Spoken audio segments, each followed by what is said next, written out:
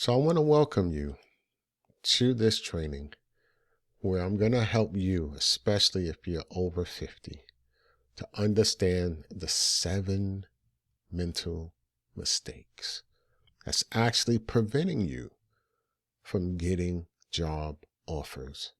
Extremely simple, but please understand we all make these mistakes and we have to learn how to overcome them. But it's really difficult to overcome them when you don't understand what they are and how they impact your ability to get a job. So let's jump into these resume mistakes. So the very first thing is confusing wants and needs. Specifically, you giving the employers what you feel they want based on what you feel you bring to the table that plays to your strengths. However, if you notice, if you do that, you're unsure of what companies need from you. So you're focusing on what you possess, what you feel would benefit the company, without understanding specifically what the company needs from you. As a result, you have this huge disconnect from the very beginning before you even apply. There is a disconnect.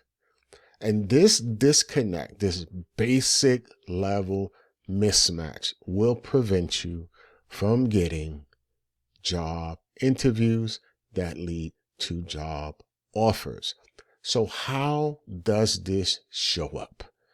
Really simple. So number one, you put too much outdated information on your resume. Now remember, you are giving the employer what you feel they should know instead of you recognizing what they need from you. And so what do we all do, including myself? We all put what we feel is important information on the resume to demonstrate that we are the best candidate for the job. Why? Because we feel this information is important for them to know so they can contact us.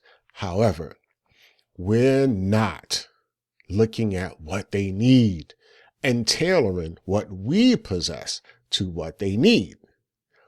And then that is a document that is too comprehensive. You're giving them too much information.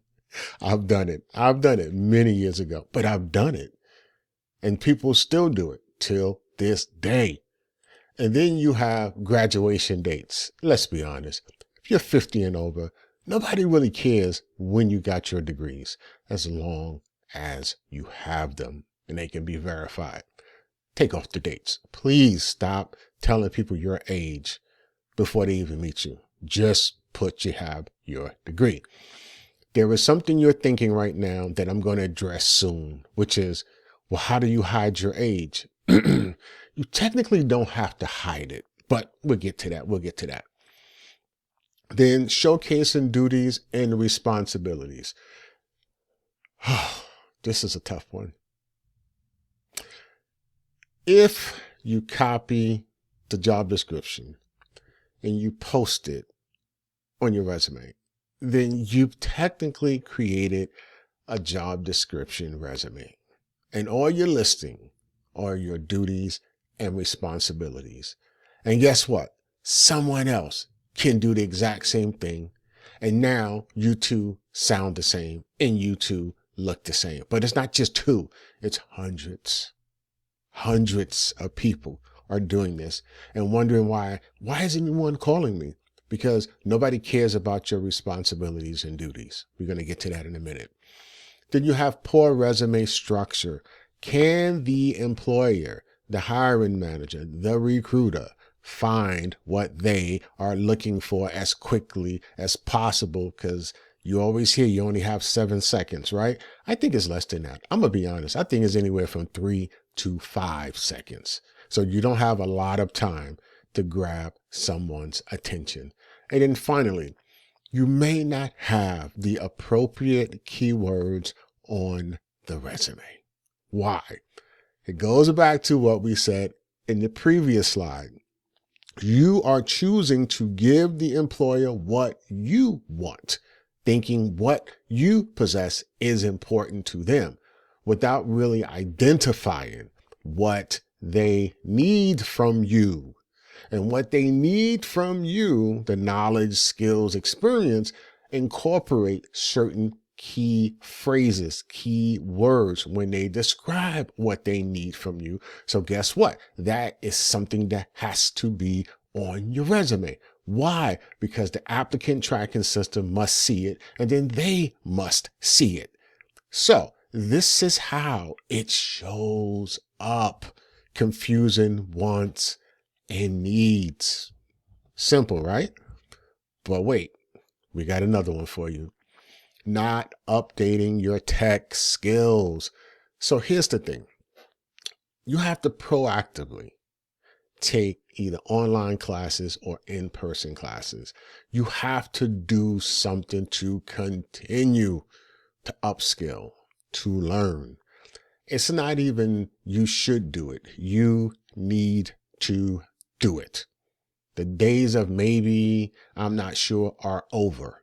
You don't have a choice, because whatever knowledge and skills you have that are outdated and no longer relevant, then guess what? That's going to prevent you from getting noticed by employers, because you don't have what they are looking for. It's just that simple. But now, not only do you have to learn and continue to learn, but now you have to mention these new skills on your resume, which for some reason, a lot of people don't do. It's amazing to me. They'll learn something at work and not even put it on their resume. They'll just forget they even learned that at work. Whatever it may be, it has to be put on your resume. Now you have to show that you are adaptable and willing to learn. Once again, you choosing to be proactive when you're upskilling and learning, mentioning that on your resume, and then having the ability and the willingness to shift and adapt to accommodate new skills like AI, okay?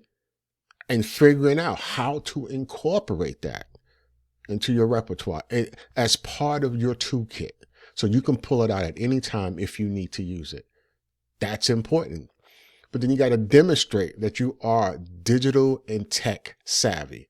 You don't have to be perfect, but you have to be savvy enough to learn whatever it is you need to learn at the drop of a dime. Change is going to happen. You're either going to figure out how to adapt to that change, or change will happen and then you will get left behind. And then, God forbid, if you lose your job and you look for another job, you won't even have the skills, the updated skills to assist you to get noticed by employers. That's not to say what you currently possess is not valuable. It is. But the thing is, when companies are looking for specific things and you don't have those specific things, as far as they're concerned, you're not a qualified candidate. Is it fair? No. But is it happening? Yes. So be proactive. Be proactive in upskilling. Please be proactive.